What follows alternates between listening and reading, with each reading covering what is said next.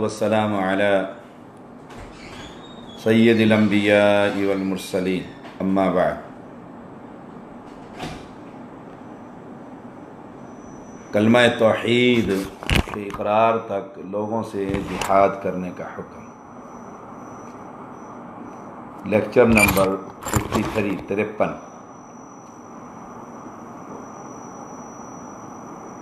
سیدنا عبداللہ بن عمر رضی اللہ تعالی عنہما بیان کرتے ہیں، رسول اللہ صلی اللہ علیہ وسلم نے فرمایا: امرت ان اقاتل الناس حتی یشہدوا ان لا الہ الا اللہ وان محمد رسول اللہ ویقیموا الصلاة ویؤتوا الزکاة فإذا فعلوه عصموا منی دماءهم واموالهم الا بحقها وحسابهم على اللہ۔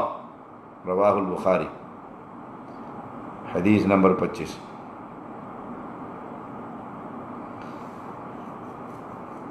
فرمایا مجھے حکم ملا، امرت ان اقاتل الناس، میں لوگوں سے جنگ جاری رکھوں، لڑائی کروں۔ کب تک؟ حتی یشہدوا ان لا الہ الا اللہ، یہاں تک کہ وہ اس بات کی گواہی دیں کہ اللہ کے سوا کوئی معبود حقیقی نہیں اور محمد صلی اللہ علیہ وسلم اللہ کے رسول۔ نماز قائم کریں اور زکوٰۃ ادا کریں، اور جب یہ سب کچھ کرنے لگیں تو انہوں نے اپنا مال بھی اور جان بھی مجھ سے بچا لی، سوائے اسلام کا جو حق اور ان کا حساب اللہ تعالیٰ کے سپرد۔ اب اس حدیث میں لڑائی کا حکم ہے۔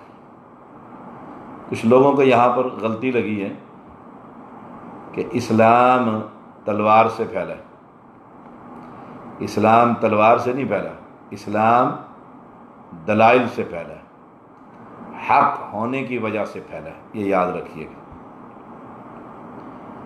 اللہ تعالیٰ نے اسلام کے جو براہین نازل فرمائے، قرآن مقدس جو نازل فرمایا، جو سراسر حق، وہ اس کی دعوت لوگوں تک پہنچی، انہوں نے اسلام قبول کیا۔ اسلام جنگ و جدال کی اجازت دیتا ہی نہیں، آپ حیران ہوں، اسلام جنگ و جدال کی اجازت نہیں دیتا کہ جس کافر کو ملو اس کی گردن اتار دو، جس یہودی کو ملو اس کی گردن کاٹ دو۔ نہیں، اسلام کا یہ پیغام نہیں ہے۔ اسلام کا پیغام کیا ہے؟ قولوا لا الہ الا اللہ، اللہ کی توحید کو قبول کرو، اللہ کی دعوت کو قبول کرو، اللہ کا پیغام قبول کرو۔ وہ پیغام یہ ہے کہ معبود حقیقی صرف اللہ کی ذات، یہ قبول فرماؤ۔ اب دلائل مانگو اس پر، ساری کائنات بھری پڑی ہے دلیلوں سے، نگاہ اٹھا کر زمینوں پر دیکھ، آسمانوں پر دیکھ، تاروں کو دیکھ، سورج کو دیکھو، چاند کو دیکھو، اپنے آپ کو دیکھو۔ وَمِنْ آیَاتِهِ أَنْ خَلَقَكُم مِّن تُرَابٍ، اس کے ذریعے اسلام پھیلا۔ رسول اللہ صلی اللہ علیہ وسلم کی یہ ہدایت سب کے لیے، بستی میں جاؤ، انہیں اسلام کی دعوت کہ اسلام قبول کرو۔ بڑا خوبصورت فرمان، اسلام قبول کرو۔ اگر اسلام قبول نہیں کرتے تو پھر جزیہ دو، ہم تمہارے مال کی بھی اور جان کی بھی حفاظت کریں گے۔ دیکھیے کتنا خوبصورت پیغام، ہم تمہاری جان کی بھی اور مال کی بھی حفاظت کریں گے اگر تم یہ دونوں چیزیں قبول نہیں کرتے تو پھر جنگ کے لیے تیار ہو جائے۔ بندے پر زبردستی اپنے اسلام کو ٹھونسنا، اسلام قبول کر ورنہ قتل کر دیں گے، نہیں، اسلام قبول نہیں کرتے ہو نہ کرو، لیکن اس علاقے میں رہنے کے لیے، امن و امان قائم کرنے کے لیے تمہیں ہمارا پابند ہونا ہوگا، ہمارے تحت رہنا ہوگا۔ اب جو اس توحید کے پھیلانے میں رکاوٹ بنے، اس کے لیے تلوار، ہم نے توحید پھیلانے کے نتیجے دعوت نہ دیں، ہم زور ضرور دیں گے۔ اگر تم روکو گے تو تلوار سے تمہاری گردن کاٹ دیں گے کہ بت پرستی حرام ہے، قبر پرستی حرام ہے، پیر پرستی حرام ہے، بزرگ پرستی حرام ہے۔ اب تم یہ دعوت نہیں دینے دو گے، ہم تلوار سے جہاد، ہم تمہارے خلاف لڑائی کریں گے۔ تو اسلام کے بارے میں یہ پروپیگنڈا کہ یہ قتل و غارت کا پیغام دیتا ہے، قطعاً نہیں دیتا۔ یہ تو ان کے جان کی بھی حفاظت کرتا ہے، مال کی بھی حفاظت کرتا ہے۔ سبحان اللہ، کہ تم اسلام قبول نہیں کرتے تو پھر ٹیکس دے دو گے، جزیہ دو گے۔ تو فرمایا امرت ان اقاتل الناس حتی یشہدوا ان لا الہ الا اللہ، مجھے حکم دیا گیا کہ میں جہاد، قتال، لڑائی، جنگ یہ کروں۔ کب تک؟ جب تک لوگ اللہ کی توحید کو قبول نہ کریں، کہ دھرتی پر کوئی قبر نہ رہے جس کی عبادت کی جاتی ہے، کسی مقبرے نہ رہے جس کی پوجا پاٹ کی جاتی ہے، کوئی مورتی صورتی نہ رہے جس کو خدائی صفات کا لوگ مالک سمجھتے ہیں، کوئی درخت ایسا نہ رہے پاٹ کرنے لگ گئے۔ یہ ہے اللہ الہ الا اللہ۔ پھر یہ نہیں کہ ہمیں اپنی صرف بستی کے اندر، یہ ہماری بستی میں سارے توحید پرست ہو گئے بس ٹھیک ہے، نہیں، مجھے تو حکم دیا گیا، میں لڑتا رہوں گا، اپنے ملک کو توحید کا گہوارہ بنا کر اپنے ملک، اگلے ملک والوں کو دعوت دوں گا، آؤ اس اللہ کی طرف جو تمہارا خالق ہے۔ اگر اس توحید کو قبول نہیں کریں گے تو ہمارے تحت آ جاؤ، نہیں آئیں گے تو پھر جنگ ہوگی۔ تو امرت ان اقاتل الناس حتی یشہدوا ان لا الہ الا اللہ، کہ اللہ کے سوا کوئی الہ نہیں، وان محمد رسول اللہ، اور بے شک محمد صلی اللہ علیہ وسلم اللہ کے رسول۔ یہ بھی گواہی دینی ہوگی، یعنی ختم نبوت کے ڈاکوؤں کو قتل کرنا پڑے گا۔ تو نبی کو نبی نہیں مانتے، پھر جزیہ دو زندہ رہنے کا، نہیں تو گردن تمہاری اتار دیں۔ محمد صلی اللہ علیہ وسلم کی نبوت کا جو انکاری ہے، میں نہیں مانتا آپ کو نبی، ٹھیک ہے زندہ رہو، لیکن زندہ رہنے کا تمہیں جزیہ دینا ہوگا تاکہ ہم تمہاری حفاظت کریں گے، تمہارے مال کی بھی اور جان کی بھی۔ اسلام قبول نہ کرو، یہ دلائل ہیں، اس پر سوچو، دیکھو، سنو، بیٹھو، آؤ ہماری دعوت کی۔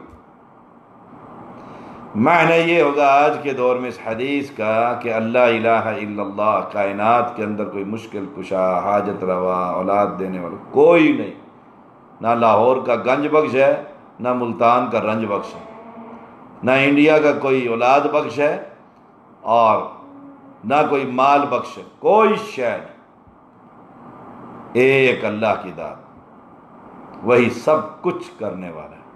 پانی وہی برساتا ہے، زندہ زمینوں کو مردہ وہی کرتا ہے، ماں کے پیٹ میں رحم کے اندر نطفے کو وہی ٹھہراتا ہے، اس کو خون میں تبدیل وہی کرتا ہے، خون سے ہڈیاں وہی، لوتھڑا وہی بناتا ہے، لوتھڑے سے ہڈیاں اور ہڈیوں پر گوشت، بچہ بڑھتا جاتا ہے، آخر باہر دنیا کے اندر اللہ اسے بھیج دیتا ہے۔ اللہ، یہ ہے معنی اللہ الہ الا اللہ، وَأَنَّ محمد رسول اللہ، کہ بے شک محمد صلی اللہ علیہ وسلم اللہ کے رسول۔ رسول ماننے کے بعد پھر کسی اور کی بات کو نبی کے بات کے مقابلے میں لانا گویا رسول کی رسالت کا انکار کرنا، اور یہ اعداد صرف اہل حدیث کو حاصل، یاد رکھیے۔ نصوص میں، فقہی مسائل میں کسی کو غلطی لگ گئی تو اللہ معاف کرنے والا ہے۔ یاد رکھیے گا، کچھ لوگوں کو خبط ہے کہ ہم فقہی مسائل پر بھی فتویٰ لگاتے ہیں، قطعا نہیں۔ پیغمبر کی نص موجود ہو نا، نص موجود، اور اس کو چھوڑ کر وہ کسی امام کا قول لیتا ہے تو ایسا آدمی گمراہ۔ اتباع کے قابل صرف محمد الرسول اللہ صلی اللہ علیہ وسلم۔ سب سے پہلے تلاش کیجئے اللہ کے پیغمبر کی شریعت کیا کہتے ہیں، اور اس کے بعد مسئلہ نہیں مل رہا، سمجھ میں نہیں آ رہا، تو پھر دیکھیے صحابہ نے اس مسئلے پر کیا فہم امت کو دیا کہ سب سے پہلے شاگرد اس دین کو پڑھنے پڑھانے والے اور سمجھنے والے صحابہ کی جماعت ہے۔ سلف سے ہٹ کر اگر کوئی تم حدیث کا فہم حاصل کرو گے گمراہ ہو جاؤ گے۔ جو بات تمہیں سمجھ آئی ہے آج تک امت کے کسی بڑے کو سمجھ نہیں آئی جو آج تم سمجھ رہے ہو، کہ جی میں اپنی فہم سے یہ بات کر رہا ہوں، اپنے فہم سے نہیں، فہم سلف صالحین صحابہ کی جماعت کا، ائمہ دین کا، کہ انہوں نے حدیث سے کیا فہم حاصل کیا۔ وَيُقِيمُ الصَّلَاةَ، نماز کو قائم کر۔ جب وہ توحید کا اقرار کر لیں اور رسالت کا اقرار کر لیں تو نمبر 3 نماز قائم کریں۔ نماز قائم کرنا، گھروں میں مصلی بچھا کر نماز نہیں پڑھنا۔ مولوی بھی پھسکڑا مار کر وہاں بیٹھ جاتا ہے، اور میزبان بھی وہ تو پہلے ہی تیار ہوتا ہے کہ یہیں نماز پڑھ لیں گھر کے اندر ہی، وہ بھی کہتا ہے ہاں باہر بڑی گرمی ہے چلو یہیں پڑھ لیتے، اے سی لگا۔ نماز کو قائم کرنا ہے، وَيُقِيمُ الصَّلَاةَ، اور قائم کرنے کا مطلب ہے با جماعت نماز مسجد میں ادا کی جائے گی۔ قائم کرنے کا مطلب گھروں میں نمازیں نہیں ہیں کہ فرض نمازیں گھروں میں پڑھی جائیں، با جماعت نماز مسجد میں ادا کی جائے گی۔ وَيُقِيمُ الصَّلَاةَ، اور جو سستی کے مارے ہوئے گھروں میں نماز پڑھ لیتے ہیں، گھروں میں وہ نماز کو قائم نہیں کرتے۔ مسجدیں کس لیے بنائی؟ میری مسجد، میرا امام، میں مسجد کا ذمہ دار، ساری اولاد گھر میں نماز پڑھ رہی تو مسجد کو گرا دو نا۔ مسجد کس لیے بنائی؟ مسجد بنانے کا مقصد یہ ہے کہ اللہ کے گھروں کو آباد کرنا۔ کتنی فضیلت ہے نماز قائم کرنے کی۔ وضو کر کے گھر سے نکلا ہے، گھر سے نکلا ہے، پیغمبر اسلام نے فرمایا انگلیوں میں انگلیاں ڈال کر ایسے نہ نکلو، ایسے انگلیوں میں انگلیاں ڈال کر راستے کے اندر ایسے نہ کرو۔ کیوں؟ تم نماز میں ہو۔ اللہ اکبر، تم نماز میں ہو۔ گھر سے لے کر مسجد تک جتنے قدم اٹھا رہے ہو تم نماز میں ہو، نماز با جماعت کا ثواب مل رہا ہے۔ اللہ اکبر، تم نماز میں ہو، حدیث کے لفظ ہیں۔ تو یہ حرکت نماز میں جائز نہیں ہے، تو راستے میں بھی ایسی حرکت نہ کرو۔ اس کا دوسرا مفہوم اور مطلب یاد رکھیے گا کہ جب تم نماز کے اندر ہو تو بے حیائی کی گفتگو، فحش گفتگو، مسجد کی طرف تم جا رہے، اپنے آپ کو اللہ کی عدالت کے لیے تیار کرو، ذہنی طور پر سنجیدگی، خوف، ڈر، تقوی، کہ میں اللہ کی گھر میں اللہ کے جا رہا ہوں، اللہ کی عدالت کے اندر، اللہ مجھے دیکھ رہا ہے، میری اب زبان ہی اندر نہیں ہو رہی اور گفتگو فحش ہو رہی ہے، ہنسی مذاق ہو رہا ہے، مسجد کے دروازے پر پہنچ گئے، لا حول ولا قوت الا باللہ۔ گھر سے نکلے ہو نماز کو قائم کرنے کے لیے تو تم نماز کے اندر، جب نماز کے اندر ہو تو سنجیدگی کے ساتھ مسجد کے اندر جاؤ، تاکہ تمہارے دل کی کیفیت، کیونکہ ہنسنے سے دل مردہ ہو جاتا ہے، پیغمبر علیہ السلام کا فرمان ہے، ہنسنے سے دل مردہ ہوتا ہے۔ جب ہنسی مذاق کر کے آ رہے ہیں تو نماز کے اندر وہ رقت، وہ خفت، وہ رقیق القلب کیسے ہوگا انسان؟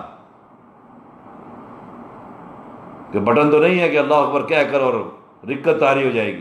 جب گھر سے نکلے ہو تو خاموشی کے ساتھ اللہ کا ذکر کرتے ہوئے اور یہ کہتے ہوئے اللہ تیرے گھر کی طرف جا رہا ہوں، توفیق عطا فرما، اپنا ڈر اور تقوی نصیب فرما، استغفار کی زبان سے تسبیح کرتے ہوئے وَيُقِيمُ الصَّلَاةَ، نماز کو قائم کرنے کے لیے نکلو۔ وَيُؤْتُوا الزَّكَاةَ،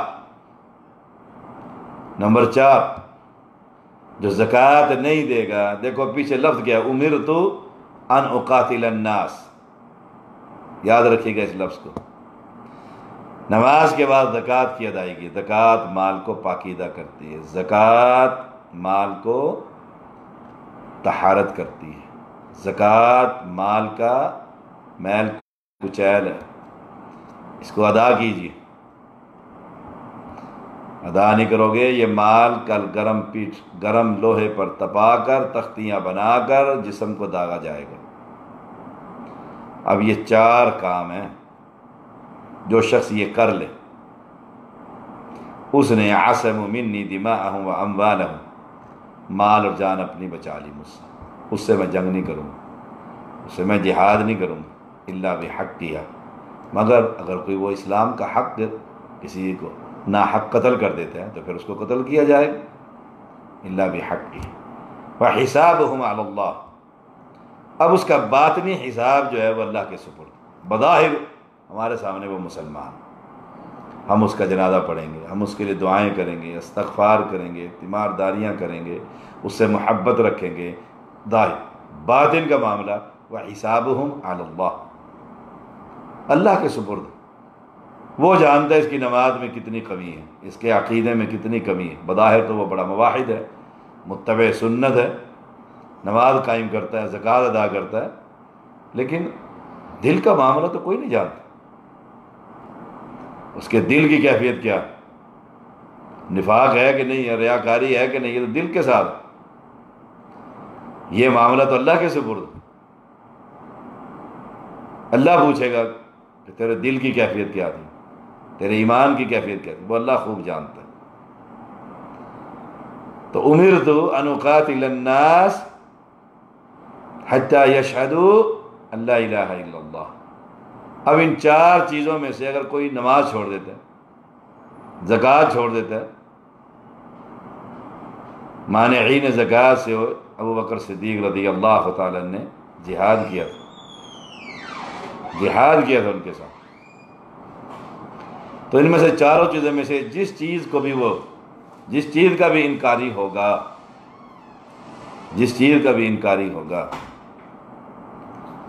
تو اسے اس کے ساتھ قتال ہو. یاد رکھیے. انس بن مالک رضی اللہ تعالیٰ بیان کرتے ہیں رسول اللہ صلی اللہ علیہ وسلم نے فرمایا لا الہ الا اللہ، لا الہ الا اللہ، فإذا قالوها وصلوا صلاتنا واستقبلوا قبلتنا وذبحوا ذبيحتنا فقد حرمت علينا دماؤهم وأموالهم إلا بحقها.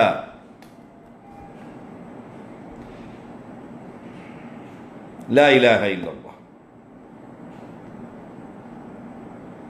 لا الہ الا اللہ جو پڑھ لیں، اس کے معنی کو، اس کے مطالب کو، اس کے مفہوم کو انہیں خبر ہو. لا الہ الا اللہ پڑھنے کے بعد، لا الہ الا اللہ پڑھنے کے بعد وہ شرک نہ کریں.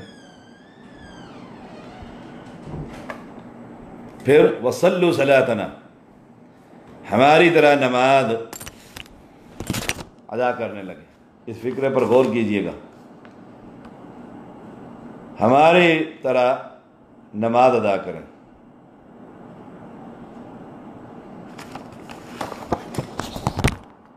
نماز میں کتنی طریقوں کی ہیں؟ پیغمبر علیہ السلام کیا فرما رہے ہیں؟ ہماری طرح نماز ادا کرنے لگے. صلو کما رأیتمونی اصلی. نماز حنفی نہیں، جعفری نہیں، شرط ہے اس میں. کلمہ توحید کے بعد نماز محمدی، حنفی نہیں. مارا جائے گا نماز حنفی پڑھے گا. رسول اللہ صلی اللہ علیہ وسلم نے تو محمد صلی اللہ علیہ وسلم، اللہ نے تو محمد صلی اللہ علیہ وسلم کو رسول بنا کر بھیجا. رسول صلی اللہ علیہ وسلم فرما رہے ہیں وصلوا صلاتنا، ہماری طرح نماز پڑھیں، ہماری طرح نماز ادا کرنے لگیں. پیغمبر اسلام کی نماز اللہ اکبر کانوں کو پکڑنا نہیں ہے، یہاں سے پکڑ کر کھڑا ہوا نیت کرتا ہوں نماز کی، نماز 2 رکعت 4 رکعت پیچھے سے امام کے منہ میں رکھ کے قبلہ شریف کی طرف وقت ظہر کا، اللہ اکبر، اور وہ بھی نیت کر رہا تھا، امام بھی نیت کرتا ہوں نماز کی، نماز 4 رکعت وقت ظہر کا پیچھے اس امام کے، خود امام ہے تو پیچھے کس امام کی؟ جہالت۔ وَصَلُّوا صَلَاتَنَا، نماز محمدی پڑھنا ہوگی، جیسے بیوی ماں بہن سینے پر ہاتھ باندھتی ہے ایسے آپ کو بھی سینے پر ہاتھ باندھنا ہوگا۔ جیسے تشہد میں ماں بہن بیٹی بیٹھتی ہے آپ کو بھی ویسے بیٹھنا ہوگا، کیوں؟ یہ پیغمبر کی نماز ہے۔ رکوع جاتے ہوئے، رکوع سے اٹھتے ہوئے کندھوں کے برابر ہاتھ اٹھانے ہوں گے۔ وَصَلُّوا صَلَاتَنَا، پیغمبر کی طریقے کی نماز پڑھیے میرے بھائیوں۔ مولویوں کے اس چنگل سے نکلیے، صحیح بخاری صحیح مسلم کا مطالعہ کیجئے، کتاب الصلاۃ پڑھیے۔ وَصَلُّوا صَلَاتَنَا، ہماری طرح نماز پڑھیے۔ فرق ہے نمازوں میں، دیکھ لو، اور کہتے ہیں جی نماز ہی پڑھنی ہے نا، قبول اس نے کرنی ہے، حکم دے دیا وَصَلُّوا صَلَاتَنَا، ہماری طرح نماز ہی نہیں پڑھنی، ہماری طرح پڑھنی، صرف نماز نہیں پڑھنی، ہماری طرح پڑھنی، ہماری طرح پڑھنی، اور ہماری نماز وَصَلُّوا صَلَاتَنَا محمدی نماز۔ اہل حدیث جماعت وہ ہے جس کی نماز من و عن محمد صلی اللہ علیہ وسلم کے طریقے کی نماز۔ وَاسْتَقْبَلُوا قِبْلَتَنَا، ہمارے قبلے کی طرف منہ کریں، ہمارے قبلے کی طرف منہ کریں۔ اکثریت جماعتیں اس میں فیل ہو گئیں، لا الہ الا اللہ ہی ٹھیک نہیں، جن کا لا الہ الا اللہ ٹھیک ہے ان کا محمد الرسول اللہ ٹھیک نہیں۔ انہوں نے کوفے کا امام، انڈیا کے شہروں کے امام، مختلف اماموں کو وہ درجہ اور مقام دے دیا ہے جو میرے پیغمبر علیہ السلام کا مقام، وہ وہاں فیل ہو گئے۔ کچھ لوگ وَصَلُّوا صَلَاتَنَا یہاں پر فیل ہو گئے، وَاسْتَقْبَلُوا قِبْلَتَنَا یہودی اور عیسائی یہاں پر فیل ہو گئے۔ وَذَبَحُوا ذَبِیحَتَنَا، ذَبَحُوا ذَبِیحَتَنَا، ہمارے ذبیحہ کو کھائیں، کچھ لوگ یہاں فیل ہو گئے۔ اگر کوئی شخص یہ 4 کام کر لیں، فَقَدْ حَرُمَتْ عَلَيْنَا دِمَاؤُهُمْ وَأَمْوَالُهُمْ إِلَّا بِحَقِّهَا، تو پھر ان کا خون اور مال ہم پر حرام ہو جائیں گے، نہ ہم قتل کریں گے، نہ مال لوٹیں گے، نہ مال کے مال غنیمت بنائیں گے، نہ ان کی عورتوں کو لونڈیاں بنائیں گے۔ کیوں؟ انہوں نے اسلام قبول کر لیا، اور ان کا مال اور باقی حساب جو ہے وہ اللہ کے ذمہ ہے، دل کا معاملہ۔ صحیح بخاری 392۔ وآخر دعوانا الحمد للہ رب العالمین۔